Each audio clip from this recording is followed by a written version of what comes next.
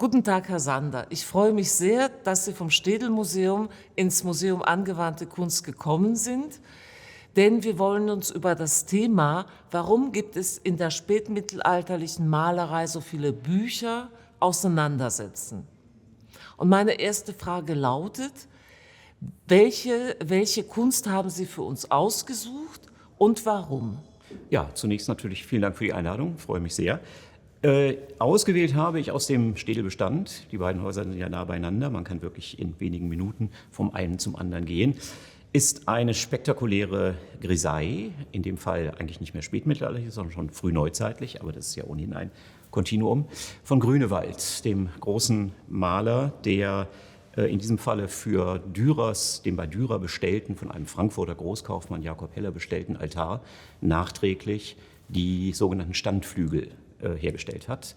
Feststehende Bilder, doppelseitig bemalt, die eben den Triptychon zusätzlich beigefügt worden sind. Und aus dieser vier heiligen Darstellungen umfassenden Standflügel sind eben zwei Abschnitte im Städel. Eins davon ist der heilige Laurentius, das andere der heilige Cyriakus. Und das ist, das wir hier in der Abbildung sehen. Und das ist nun so spektakulär, mit einem offensichtlich großen Buch, was in diesem Bild dargestellt wird. Spektakulär, weil es, glauben Sie nicht, das ist eine Schwarz-Weiß-Aufnahme, Sie wissen es ohnehin, es ist in Grisaille gemalt. Das heißt, es ist eine simulierte, eine fingierte Skulptur.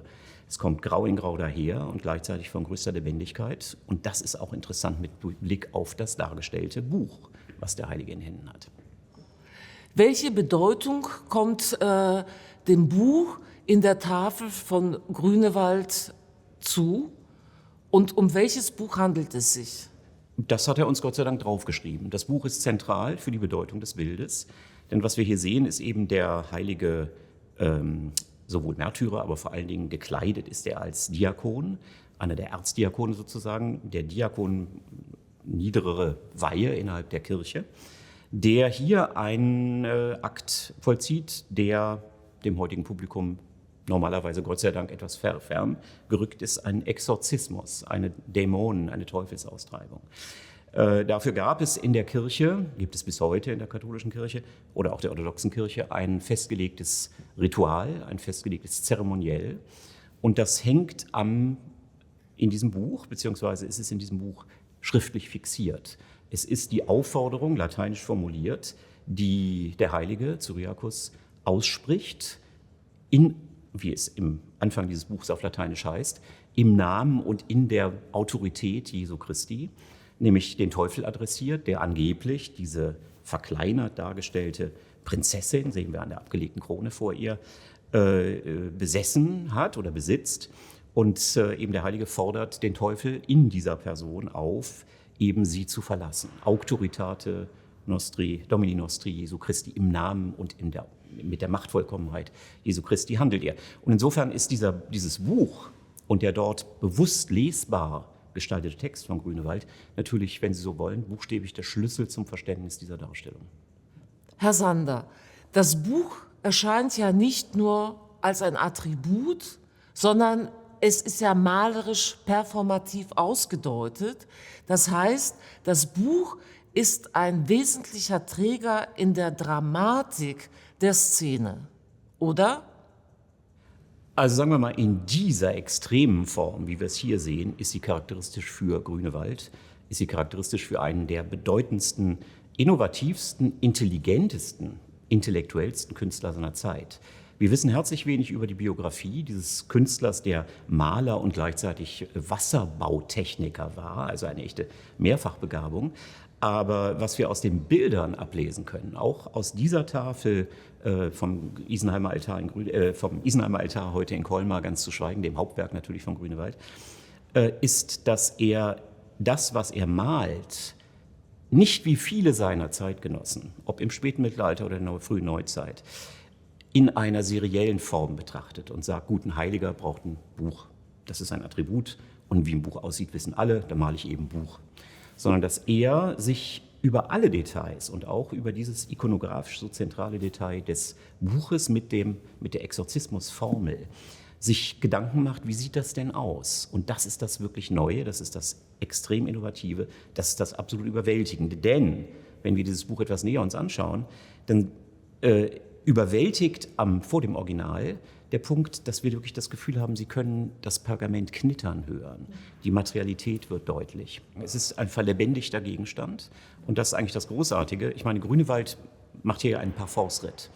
Er beschränkt seine Palette auf Schwarz und Weiß und simuliert damit, wie er schon eingangs gesagt, eine Skulptur.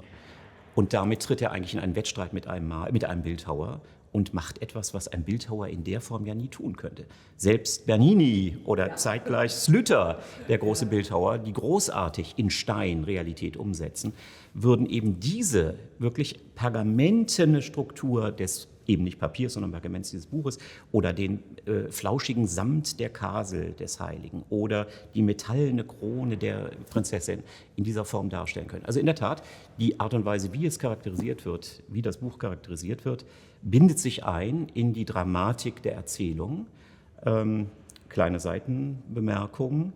Die Darstellung dieses Exorzismus ist eine, wie Medizinhistoriker lange nachgewiesen haben, sehr präzise Darstellung der protomedizinischen Therapie einer Epilepsiekranken. Der Heilige hat seine Stola, also einen liturgischen Gewandteil, genommen, hat sie um den Hals der Frau geschlungen und er dümmt sie, er drosselt sie. Das heißt, er schränkt die Blutzufuhr zum Gehirn ein. Und dies in der Tat ist dem wird eine krampflösende Wirkung zugesprochen. Also das ist schon sehr präzise und sehr genau beobachtet und nicht nur irgendwie eine fiktive Vorstellung, wie sieht das aus, wenn der Teufel ausgetrieben wird.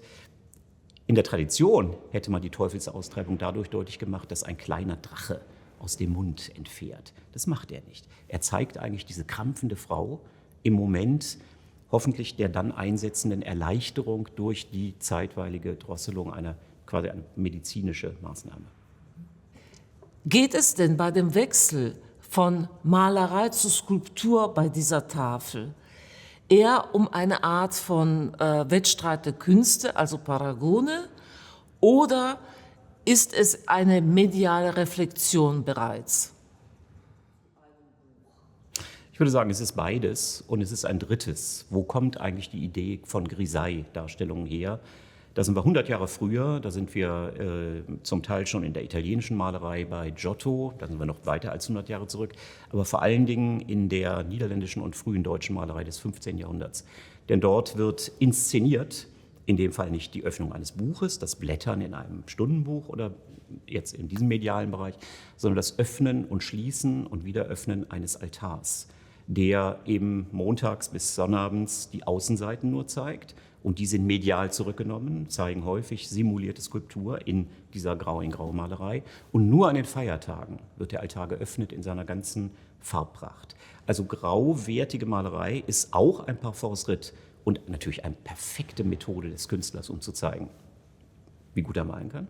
Das kann schon Jan van Eyck, der als Motto ganz bescheiden die Worte führt, als ich kann.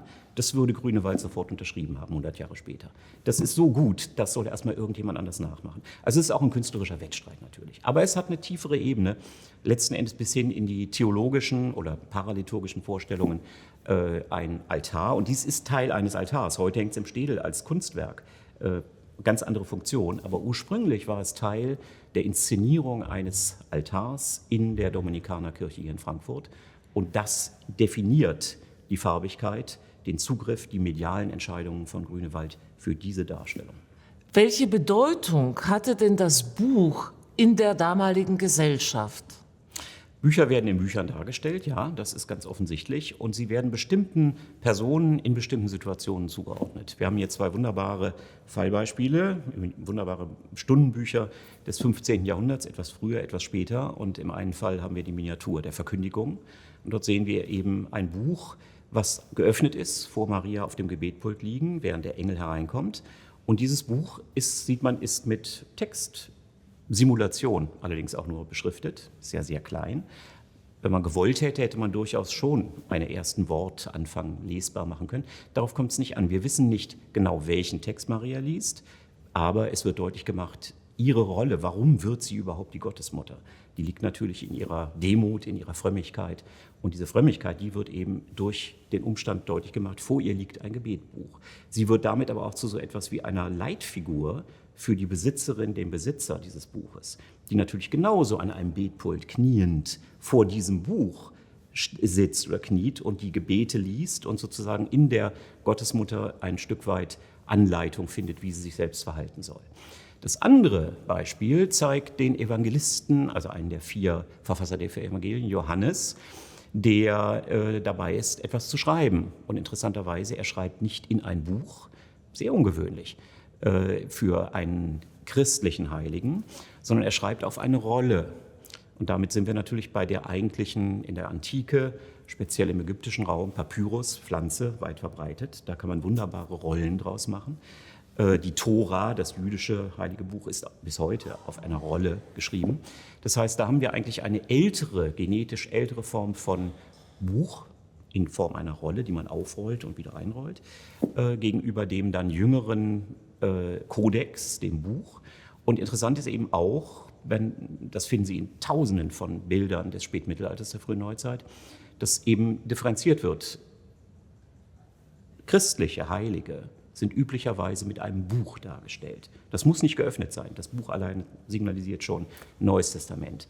Propheten, Figuren des Alten Testaments, sind üblicherweise mit der Rolle, so wie hier ungewöhnlicherweise auch der Johannes dargestellt. Und sofort ist für den Betrachter klar, okay, das ist Altes Testament, das ist Neues Testament. Beide sind vom Christentum eng aufeinander bezogen.